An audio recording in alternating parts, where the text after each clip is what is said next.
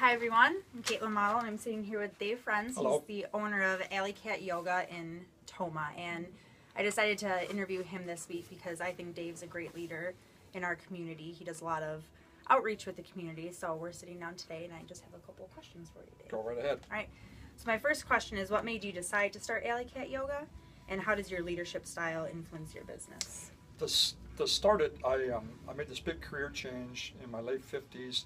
I kind of gave up automation engineering and just went full blown into what I felt was a real passion. I was just teaching at gyms and doing nothing, but then all of a sudden, a person out of the blue offered a building to myself and my wife. She was a part next to me, and it seemed so interesting that this would happen. It wasn't on the market. He just came and said, "I heard you guys might be interested," and to hear that, I said, well, this is something I got to take this leap of faith, and we bought the building and started the studio. Awesome, thank you. Yeah. When was that? Oh, about 3 years ago. Okay, thank you. Yep. So who was an influential leader in your life, and how did There was a second part of that question I didn't answer yet. What was the second part? Oh yeah, you're right. Oh yeah, how does your leadership style influence your business? Well, my leadership style always has been to delegate.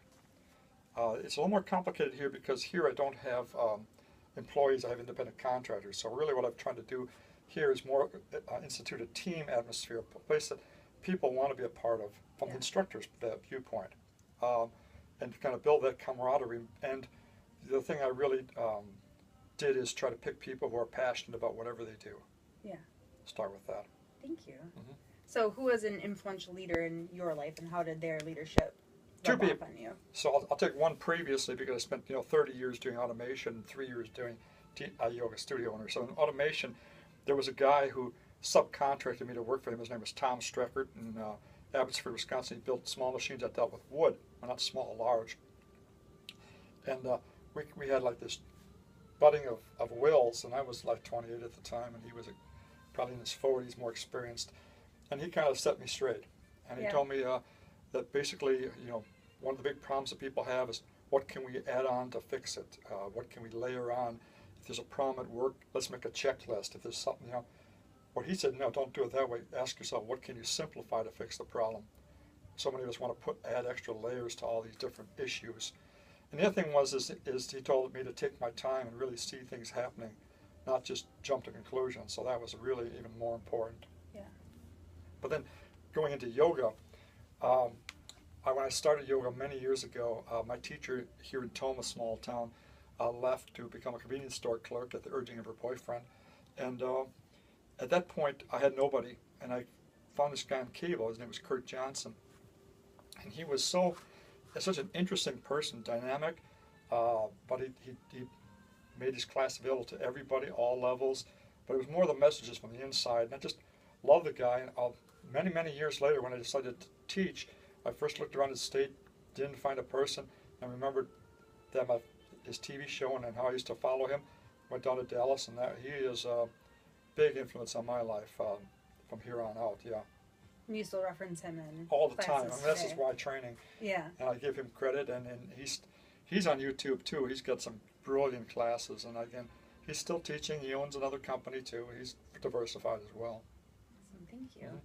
And my last question for you, Dave. So you're a business owner, but one thing that I think is really interesting is that you're really involved in the community.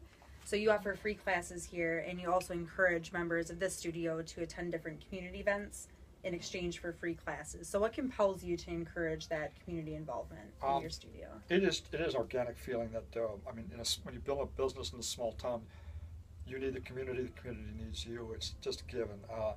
Especially when you took a yoga studio into a town that really didn't have any yoga, that's probably 20 years behind the times. Sorry if anyone hears this from Tomah.